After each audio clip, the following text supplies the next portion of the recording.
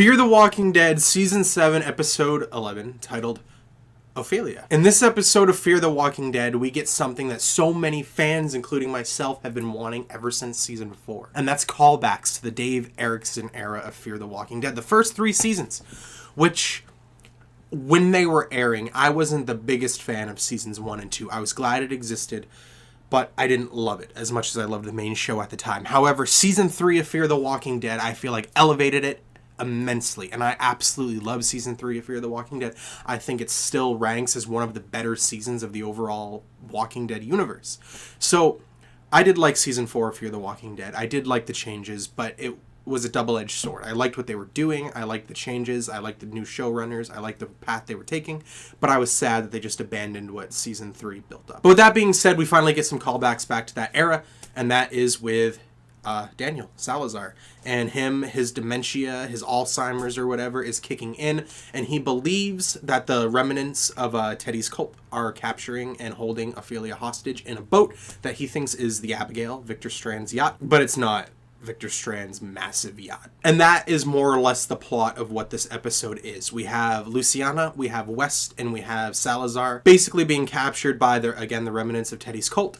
And they're captured, they're being asked where the guns are, all the while Daniel thinks that OFELIA is trapped in that boat, and he basically goes rampage trying to find OFELIA and get answers. And that's where this episode does another thing that I've been wanting Fear the Walking Dead to do for a while. It didn't do it as much as I wanted it to do, but it still did it. And that is give us some old school Salazar. Salazar is such a cool character, especially in earlier seasons of Fear the Walking Dead. He's like a badass. He's the closest thing to John Wick we have in the Walking Dead universe. He has an incredibly compelling backstory. He has a very, very, very amazing set of skills. He knows how to kill people. He knows how to get things done.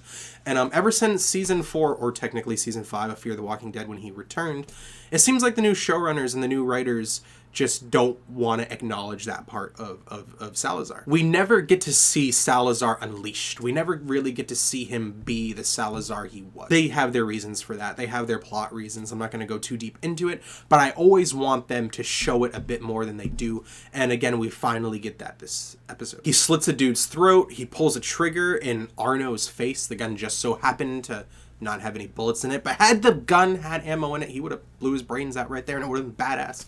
He would have got himself killed and Luciana and West killed, but he would have done it, and it would have been cool. And then the big thing, the big moment of this episode, the brutal moment, he throws Arno in a cage, the same cage he had West in, and he lowers him into walkers. And walkers devour Arno's legs and bite his hands, and it's brutal, it's gross, it's disturbing. I felt a little uneasy watching this. I felt a little upset with Salazar in the end. And again, that's something this episode did very, very well, is it put some of our main characters in morally gray areas, something that Fear the Walking Dead has always done very, very well, and I'm glad that they're not forgetting that aspect of these characters. Again, Daniel ends up taking Arno's life. He ends up being the cause for Arno's death, and yes, Arno is an antagonist in the traditional definition of the word antagonist, those who create problems for our protagonists, but in the end, Arno's speech kind of made sense. In the end, Arno wasn't that many notches into the morally black area compared to our main characters. He was, in the end, trying to do what was best for his people, trying to protect and save his people. Yeah, so when he finally died and Luciana ends up taking in his people, we get to see that had a couple conversations just went a little different way, had everyone sat around a table, that essentially all these characters, even Victor and his tower people, I believe, can work together.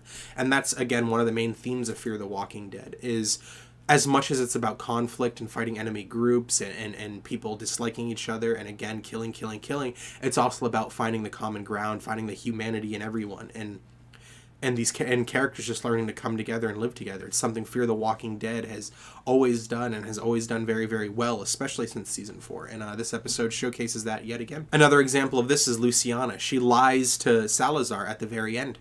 She lies and says that OFELIA is in Strand's tower, just to get Salazar to infiltrate Strand's tower and unleash that badass aspect of him against their enemy, Strand. And she feels guilty about this, and it sends Wes running into the arms of Strand. And I just like it. Our characters, again, like I said, they're finally showing some morally gray aspects about them, and that's something this season in the conflict between Strand and Morgan has done and continues to do, and it keeps doing it better and better as the episodes progress, in my opinion. I've said this before if you've watched these videos, is that I feel like there's no true bad guy in the conflict between Strand and Morgan, because they both do bad things and they both have genuinely good people under their umbrella.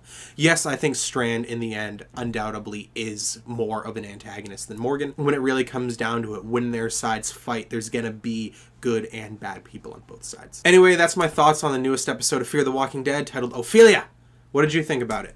Did you like it better than episodes 9 and 10? I know a lot of people were disappointed with those episodes, me included. I liked them. I still like them, like I said in my videos, but they did seem disappointing for mid-season premieres. But this episode, I liked a lot. It did the same things those episodes did, I think. It was very self-contained. It focused mainly around one character. But I just feel like the writing in this episode was a bit better. Also, Alicia. Alicia was not in this episode, but the actress that plays her did direct this episode. I noticed that in the beginning. And it was a great episode. The directing, I thought, was very solid. So, yeah, she should definitely direct more episodes, in my opinion. Again, let me know what you thought about this week's episode, and if you liked this, please subscribe to the channel. I'm going to talk about every episode of the Walking Dead universe going forward, and I'm going to talk about other things. Tonight, I'm releasing an episode about Barry Season 3 premiere, one of my favorite shows. I'm also doing a Moon Knight series. I'm going to be doing trailer reactions soon. Lots of cool things. So, join the channel. I'd love to see you part of it. And join the conversation in the comments. Leave me a comment about anything Walking Dead related, and let's talk. Let's build a community.